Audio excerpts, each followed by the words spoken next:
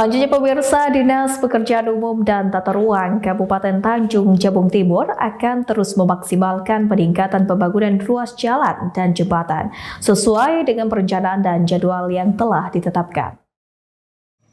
Dinas Pekerjaan Umum dan Penataan Ruang Pemerintah Kabupaten Tanjung Jabung Timur melalui bidang Bina Marga terus memaksimalkan kegiatan pembangunan, peningkatan jalan dan pembangunan jembatan yang menjadi atensi pemerintah Kabupaten Tanjung Jabung Timur di tahun 2024. Menurut Kepala Bidang Bina Marga Dinas PUPR Tanjung Jabung Timur, Susiana menjelaskan pembangunan sejumlah akses jalan dan jembatan memang gencar dilaksanakan. Selain membangun jalan, bidang Bina Marga juga membangun jembatan penghubung antar desa dan rencananya pembangunan jembatan antara kecamatan akan dibangun di tahun 2025.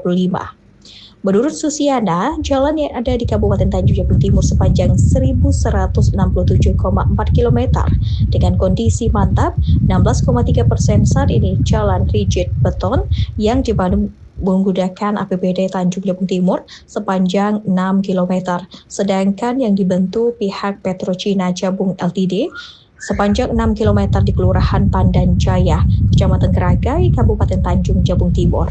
Panjang jalan kabupaten adalah 1.167,4 km dengan kondisi mantap 16,3%. Nah, penanganan yang dilaksanakan di tahun 2024 ini adalah dengan rigid beton sepanjang 6 km, sedangkan dibantu oleh CSR Petrocina itu sepanjang 6 km juga.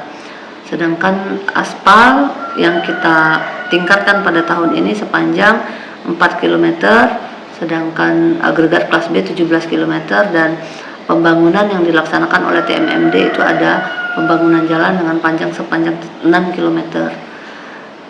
Untuk jembatan saat ini dengan jumlah jembatan yang ada di kabupaten 484 unit, kondisi baiknya ada 254 unit, sisanya kondisi sedang dan rusak ringan rusak berat yang kita bangun dengan menggunakan APBD tahun ini ada 2 unit.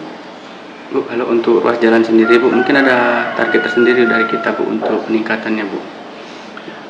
Untuk peningkatan jalan yang harus kita targetkan minimal dalam 1 tahun itu ada yang kita tingkatkan melalui rigid beton ataupun aspal yang memang harus dengan lapis penutup atas.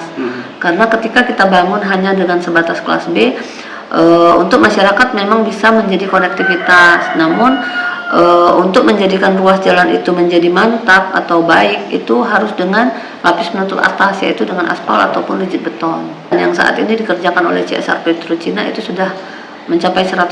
Mungkin dalam waktu dekat kita akan lakukan pemeriksaan fisik akhir terkait dengan kegiatan kedua ruas yang dimaksud.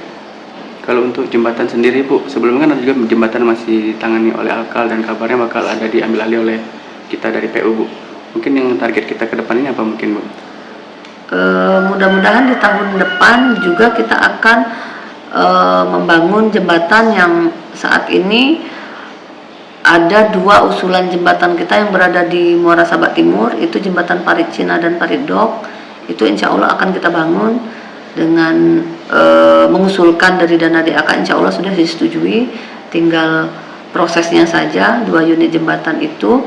Kemudian dengan menggunakan APBD, insya Allah juga akan kita usulkan beberapa ruas jembatan yang saat ini, beberapa unit jembatan yang saat ini memang sangat membutuhkan penanganan, seperti jembatan yang di Rano, jembatan yang di Parit Wahad yang ada di Bendahara. Kontributor BTV Nila Nasution melaporkan dari Kabupaten Tanjung Jabung Timur.